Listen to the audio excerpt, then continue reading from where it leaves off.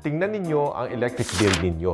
Generation charge, transmission charge, distribution charge, taxes, at kung ano-ano pa. Minsan, mas mahaba pa ang breakdown ng electric bill kaysa sa grocery list natin. Pero may isang charge na kailangan nating pag-usapan. System loss charge. Simple lang, system loss ang kuryenteng nawawala habang dinadala ito sa bahay o negosyo ninyo.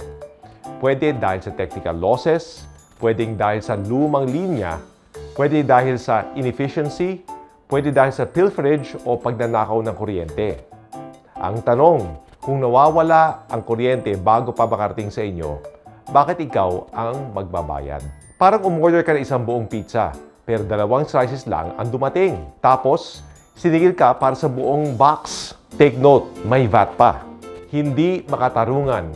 Kaya inihain natin ang House Bill number 10465 o ang System Loss Charges Abolition Act. Simple ang prinsipyo. Ang operational losses ng power distributors hindi dapat otomatikong ipinapasa sa consumers. Kung may inefficiency sa sistema, dapat ayusin ang sistema.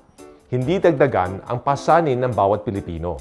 Sa House Bill 10465, ipinagbabawal ang system loss charges para sa private distribution utilities. Para naman sa rural electric cooperatives, magkakaroon ng transition. Bababa muna ang recoverable system loss cap sa 5% at pagkatapos ng 1 taon, phase out na rin to 0. At dahil dapat patas, may support din para sa rural electric cooperatives. Tutulungan sila mag-upgrade ng linya, palitan ng inefficient transformers at gumamit ng mas modernong technology. Pero malinaw din ang bill.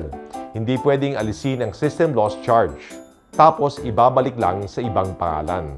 Hindi pwedeng system loss kahapon, admin fee bukas.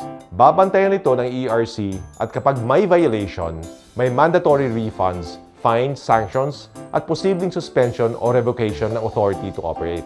Kasama rin sa House Bill 10465 ang VAT exemption sa system loss charges. Dahil ang kuryenteng hindi mo naman nagamit, hindi dapat singilin sa iyo at lalong hindi dapat patawan ng VAT. Para ito sa bawat pamilyang Pilipino, sa maliit na negosyo, sa industriya, sa bawat Pilipinong pagod na pagod ng magtipid pero nagugulat pa rin sa electric bill. Hindi ito laban sa power sector, laban ito sa unfair charges. Dahil kung gusto nating bumaba ang presyo ng kuryente, dapat simulan natin sa tanong na ito. Kuryenteng nawala, bakit ipinapasa sa consumer? House Bill 10465, ang System Loss Charges Abolition Act. Dahil ang Pilipino, dapat magbayad lang sa kuryenteng natatanggap at nagagamit niya, hindi sa kuryenteng nawala sa sistema.